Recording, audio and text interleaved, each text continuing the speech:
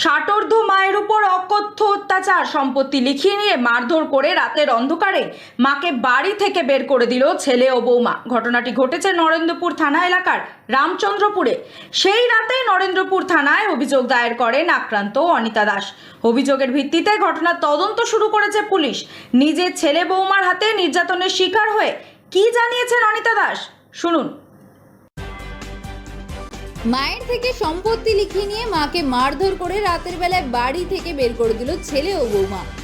ঘটনাটি ঘটেছে নরেন্দ্রপুর থানা এলাকার রামচন্দ্রপুরে। এই ঘটনায় রাতেই নরেন্দ্রপুর থানায় অভিযোগ দায়ের করেন আক্রান্ত মা।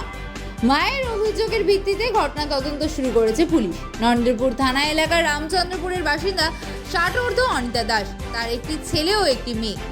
মেয়ের বিয়ে হয়ে গিয়েছে, তিনি নিজের বাড়িতেই থাকতেন। একই বাড়িতে থাকা ছেলে, বৌমা, নাতি ও নাতনি। সম্প্রতি সম্পত্তি নিজের নামে করিয়ে নেয় ছেলে। তারপর থেকে খাওয়া দাওয়া ঠিকমতো দিত না বলেও অভিযোগ। ব্যাগের মধ্যে গচ্ছিত টাকাও ছেলে নিয়ে নেয় বলে অভিযোগ। তারপর সোমবার রাতে মাকে মারধর করে বাড়ি থেকে বের করে দেয় সে। ছেলে বিশ্বজিৎ দাস ও বৌমা টুম্পা দাসের বিরুদ্ধে মারধর করার অভিযোগ উঠেছে। মেরে মায়ের কপাল ফাটিয়ে দেওয়া হয়েছে বলে অভিযোগ। আক্রান্ত বৃদ্ধা রাতেই সোনারপুর গ্রামীণ হাসপাতালে চিকিৎসা করান। বৃদ্ধার অভিযোগের ভিত্তিতে ঘটনা তদন্ত শুরু হয়েছে বলে নরেন্দ্রপুর থানার পুলিশ সূত্রে জানা গিয়েছে।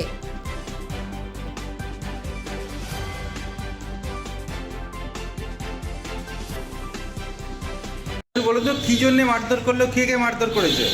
বৌমা আছে, নাতি আছে, নাতনি আছে, আর ছেলে আছে, চারজন। কি জন্য? হ্যাঁ, আমার একটা ব্যাগে ছিল টাকা পয়সা, সেগুলো নিয়েছে 300 টাকা। নেওয়ার পর আমার নিয়ে বলে, আমি যখন ঠাকুরকে রাখছি, ঠাকুর চান করে উঠে বলছে, তখন টাকাটা দিয়ে কেন করে। তারপরে কী করলো, তোমার করেছে, তোমার নাতি ব্যাগগুলো সব ফেলে দিল, খাবারের ব্যাগ সব ফেলে দিল, চশমা, মহাপাতি ওষুধ, চিড়ে, ছাতু, কাপড়, 5-6টা কাপড় সব ফেলে দিল। তারপরে আমি এসেছিলাম এখানটা। হ্যাঁ, একদিন সকালে অফিসার ছিল। কি জন্য মারধর করে আপনাকে? হ্যাঁ, আমি জানি না, জানি না, আমি বলতে পারছি না। হ্যাঁ, সেই জন্য মারধর করে। কি জন্য বলুন সেটা?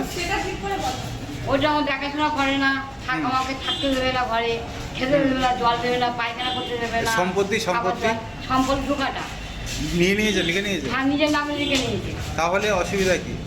অবশ্যই আমার খাওয়া দাওয়া লোকেদের ভিক্ষে করে খাই। হ্যাঁ, এইসব ব্যাপার। আপনার নাম কি? আমার নাম অনিতা দাস। কোথায় বাড়ি?